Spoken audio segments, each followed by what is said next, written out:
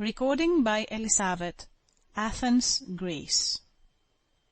North and South by Elizabeth Gaskell. Chapter 10. Wrought Iron and Gold. We are the trees whom shaking fastens more. George Herbert. Mr. Thornton left the house without coming into the dining-room again. He was rather late, and walked rapidly out to Crampton. He was anxious not to slight his new friend by any disrespectful unpunctuality. The church clock struck 7:30 as he stood at the door awaiting Dixon's slow movements, always doubly tardy when she had to degrade herself by answering the door-bell. He was ushered into the little drawing-room and kindly greeted by Mr. Hale, who led him up to his wife, whose pale face and shawl-draped figure made a silent excuse for the cold languor of her greeting. Margaret was lighting the lamp when he entered, for the darkness was coming on. The lamp threw a pretty light into the centre of the dusky room, from which, with country habits, they did not exclude the night skies and the outer darkness of air. Somehow that room contrasted itself with the one he had lately left. Handsome, ponderous, with no sign of feminine habitation, except in the one spot where his mother sat, and no convenience for any other employment than eating and drinking. To be sure, it was a dining-room. His mother preferred to sit in it, and her will was a household law. But the drawing-room was not like this. It was 20 times as fine, not 1/4 as comfortable. Here were no mirrors, not even a scrap of glass to reflect the light and answer the same purpose as water in a landscape. No gilding. A warm, sober breadth of colouring, well relieved by the dear old Helston chintz curtains and chair covers. An open davenport stood in the window opposite the door. In the other there was a stand, with a tall white china vase, from which drooped wreaths of English ivy, pale green birch, and copper-coloured beech leaves. Pretty baskets of work stood about in different places, and books, not cared for on account of their binding solely, lay on one table, as if recently put down. Behind the door was another table, decked out for tea, with a white tablecloth on which flourished the cocoanut cakes, and a basket piled with oranges and ruddy American apples heaped on leaves. It appeared to Mr. Thornton that all these graceful cares were habitual to the family, and especially of a piece with Margaret. She stood by the tea-table in a light-coloured muslin gown, which had a good deal of pink about it. She looked as if she was not attending to the conversation, but solely busy with the teacups, among which her round ivory hands moved with pretty noiseless daintiness. She had a bracelet on one taper arm, which would fall down over her round wrist. Mr. Thornton watched the replacing of this troublesome ornament with far more attention than he listened to her father. It seemed as if it fascinated him to see her push it up impatiently until it tightened her soft flesh, and then to mark the loosening, the fall. He could almost have exclaimed, "There it goes again!" There was so little left to be done after he arrived at the preparation for tea, that he was almost sorry the obligation of eating and drinking came so soon to prevent his watching Margaret. She handed him his cup of tea with a proud air of an unwilling slave, but her eye caught the moment when he was ready for another cup, and he almost longed to ask her to do for him what he saw her compelled to do for her father, who took her little finger and thumb in his masculine hand and made them serve as sugar-tongs. Mr. Thornton saw her beautiful eyes lifted to her father, full of light, half laughter and half love, as this bit of pantomime went on between the two, unobserved, as they fancied, by any.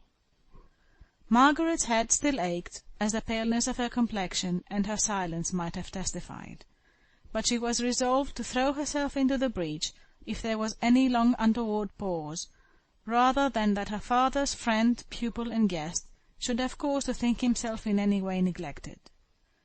But the conversation went on, and Margaret drew into a corner near her mother with her work after the tea-things were taken away, and felt that she might let her thoughts roam without fear of being suddenly wanted to fill up a gap. Mr. Thornton and Mr. Hale were both absorbed in the continuation of some subject which had been started at their last meeting. Margaret was recalled to a sense of the present by some trivial, low-spoken remark of her mother's, and on suddenly looking up from her work, her eye was caught by the difference of outward appearance between her father and Mr. Thornton, as betokening such distinctly opposite natures. Her father was of slight figure, which made him appear taller than he really was, when not contrasted, as at this time, with the tall, massive frame of another. The lines in her father's face were soft and waving, with a frequent undulating kind of trembling movement passing over them, showing every fluctuating emotion. The eyelids were large and arched, giving to the eyes a peculiar languid beauty which was almost feminine. The brows were finely arched, but were, by the very size of the dreamy lids, raised to a considerable distance from the eyes. Now, in Mr. Thornton's face, the straight brows fell low over the clear, deep-set, earnest eyes, which, without being unpleasantly sharp, seemed intent enough to penetrate into the very heart and core of what he was looking at. The lines in the face were few but firm, as if they were carved in marble, and lay principally about the lips, which were slightly compressed over a set of teeth so faultless and beautiful as to give the effect of sudden sunlight when the rare, bright smile, coming in an instant and shining out of the eyes, changed the whole look from the severe and resolved expression of a man ready to do and dare everything, to the keen, honest enjoyment of the moment, which is seldom shown so fearlessly and instantaneously except by children. Margaret liked this smile. It was the first thing she had admired in this new friend of her father's, and the opposition of character, shown in all these details of appearance she had just been noticing, seemed to explain the attraction they evidently felt towards each other. She rearranged her mother's worsted work, and fell back into her own thoughts, as completely forgotten by Mr. Thornton as if she had not been in the room, so thoroughly was he occupied in explaining to Mr. Hale the magnificent power, yet delicate adjustment of the might of the steam-hammer, which was recalling to Mr. Hale some of the wonderful stories of subservient genii in the Arabian Nights, one moment stretching from earth to sky and filling all the width of the horizon, at the next obediently compressed into a vase small enough to be borne in the hand of a child. And this imagination of power, this practical realization of a gigantic thought, came out of one man's brain in our good town. That very man has it within him to mount, step by step, on each wonder he achieves to higher marvels still. And I'll be bound to say we have many among us who, if he were gone, could spring into the breach and carry on the war which compels and shall compel all material power to yield to science. Your boast reminds me of the old lines. "I've 100 captains in England," he said, "as good as ever was he." At her father's quotation Margaret looked suddenly up, with inquiring wonder in her eyes. How in the world had they got from Cogwheel to Chevy Chase? "It is no boast of mine," replied Mr. Thornton. "It is plain matter of fact. I won't deny that I am proud of belonging to a town, or perhaps I should rather say a district, the necessities of which give birth to such grandeur of conception. I would rather be a man toiling, suffering, nay, failing and successless here, than lead a dull, prosperous life in the old worn grooves of what you call more aristocratic society down in the South, with the slow days of careless ease. One may be clogged with honey and unable to rise and fly." "You are mistaken," said Margaret, roused by the aspersion on her beloved South to a fond vehemence of defence that brought the colour into her cheeks and the angry tears into her eyes. "You do not know anything about the South. If there is less adventure or less progress, I suppose I must not say less excitement, from the gambling spirit of trade, which seems requisite to force out these wonderful inventions, there is less suffering also. I see men here going about in the streets who look ground down by some pinching sorrow or care, who are not only sufferers but haters. Now in the South we have our poor, but there is not that terrible expression in their countenances of a sullen sense of injustice which I see here. You do not know the South, Mr. Thornton," she concluded, collapsing into a determined silence and angry with herself for having said so much. "And may I say you do not know the North?" asked he, with an inexpressible gentleness in his tone, as he saw that he had really heard her. She continued resolutely silent, yearning after the lovely haunts she had left far away in Hampshire, with a passionate longing that made her feel her voice would be unsteady and trembling if she spoke. "At any rate, Mr. Thornton," said Mrs. Hale, "you will allow that Milton is a much more smoky, dirty town than you will ever meet with in the South." "I'm afraid I must give up its cleanliness," said Mr. Thornton, with a quick, gleaming smile. "But we are bidden by Parliament to burn our own smoke, so I suppose, like good little children, we shall do as we are bid, some time." "But I think you told me you had altered your chimneys so as to consume the smoke, did you not?" asked Mr. Hale. "Mine were altered by my own will, before Parliament meddled with the affair. It was an immediate outlay, but it repays me in the saving of coal. I am not sure whether I should have done it if I had waited until the Act was passed. At any rate, I should have waited to be informed against and fined, and given all the trouble in yielding that I legally could. But all laws which depend for their enforcement upon informers and fines become inert from the odiousness of the machinery.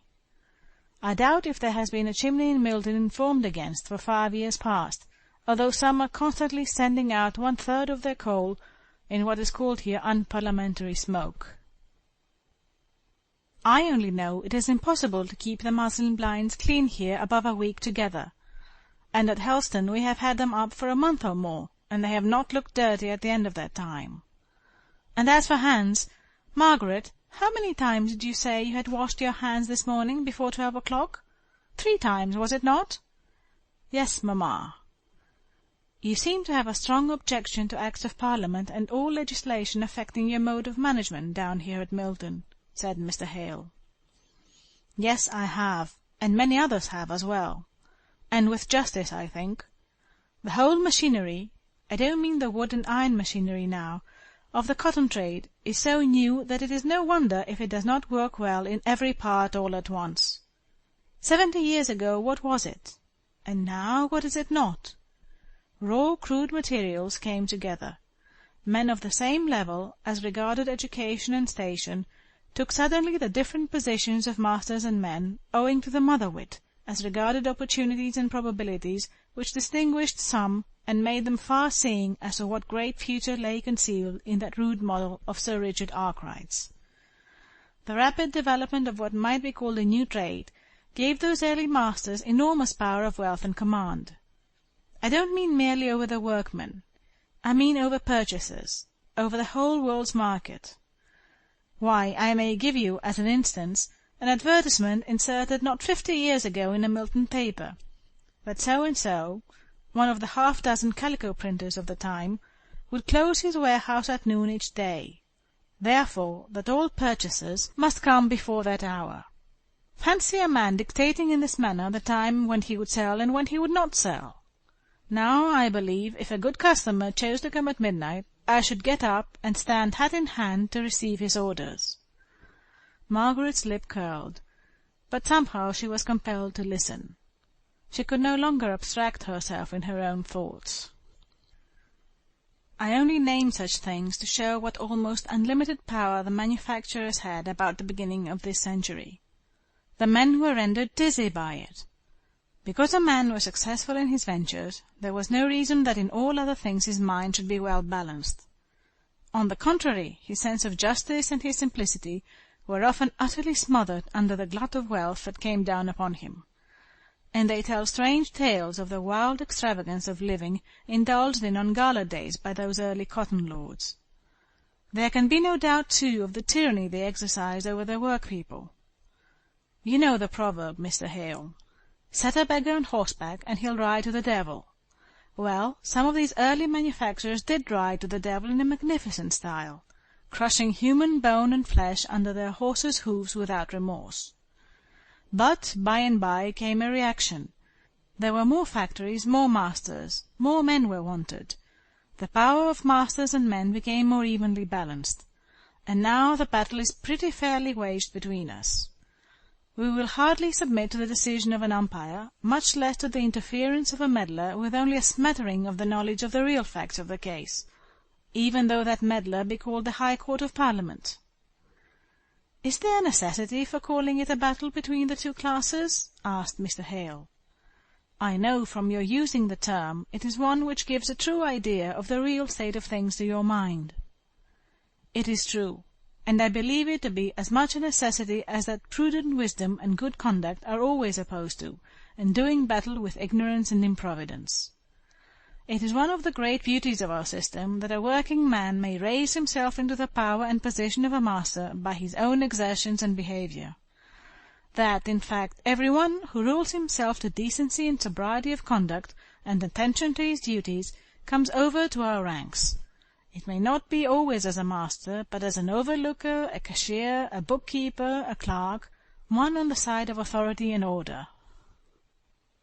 "You consider all who are unsuccessful in raising themselves in the world, from whatever cause, as your enemies, then, if I understand you rightly?" said Margaret, in a clear, cold voice. "As their own enemies, certainly," said he, quickly, not a little piqued by the haughty disapproval her form of expression and tone of speaking implied. But, in a moment, his straightforward honesty made him feel that his words were but a poor and quibbling answer to what she had said. And, be she as scornful as she liked, it was a duty he owed to himself to explain, as truly as he could, what he did mean. Yet it was very difficult to separate her interpretation and keep it distinct from his meaning. He could best have illustrated what he wanted to say by telling them something of his own life. But was it not too personal a subject to speak about to strangers? Still, it was a simple, straightforward way of explaining his meaning. So, putting aside the touch of shyness that brought a momentary flush of colour into his dark cheek, he said, "I am not speaking without book. 16 years ago my father died under very miserable circumstances. I was taken from school and had to become a man, as well as I could, in a few days. I had such a mother as few are blessed with, a woman of strong power and firm resolve. We went into a small country town where living was cheaper than in Milton, and where I got employment in a draper's shop, a capital place, by the way, for obtaining a knowledge of goods. Week by week our income came to 15 shillings, out of which 3 people had to be kept. My mother managed so that I put by 3 out of these 15 shillings regularly. This made the beginning. This taught me self-denial. Now that I am able to afford my mother such comforts as her age rather than her own wish requires, I thank her silently on each occasion for the early training she gave me. Now, when I feel that in my own case it is no good luck, nor merit, nor talent, but simply the habits of life which taught me to despise indulgences not thoroughly earned, indeed never to think twice about them, I believe that this suffering, which Miss Hale says is impressed on the countenances of the people of Milton, is but the natural punishment of dishonestly enjoyed pleasure at some former period of their lives. I do not look on self-indulgent, sensual people as worthy of my hatred. I simply look upon them with contempt for their poorness of character." "But you have had the rudiments of a good education," remarked Mr. Hale.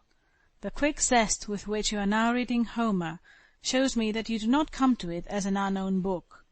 You have read it before, and are only recalling your old knowledge." "That is true. I had blundered along it at school. I dare say I was even considered a pretty fair classic in those days, though my Latin and Greek have slipped away from me since. But I ask you, what preparation they were for such a life as I had to lead? None at all. Utterly none at all. On the point of education, any man who can read and write starts fair with me in the amount of really useful knowledge that I had at the time. Well, I don't agree with you, but there I am perhaps somewhat of a pedant. Did not the recollection of the heroic simplicity of the Homeric life nerve you up?" "Not one bit!" exclaimed Mr. Thornton, laughing. "I was too busy to think about any dead people, with a living pressing alongside of me neck to neck in the struggle for bread. Now that I have my mother safe in the quiet peace that becomes her age, and duly rewards her former exertions, I can turn to all that old narration and thoroughly enjoy it." "I dare say my remark came from the professional feeling of there being nothing like leather," replied Mr. Hale. When Mr. Thornton rose up to go away, after shaking hands with Mr. and Mrs. Hale, he made an advance to Margaret to wish her good-bye in a similar manner. It was the frank, familiar custom of the place, but Margaret was not prepared for it. She simply bowed her farewell, although the instant she saw the hand, half put out, quickly drawn back, she was sorry she had not been aware of the intention. Mr. Thornton, however, knew nothing of her sorrow, and, drawing himself up to his full height, walked off, muttering as he left the house, "A more proud, disagreeable girl I never saw. Even her great beauty is blotted out of one's memory by her scornful ways." End of Chapter 10.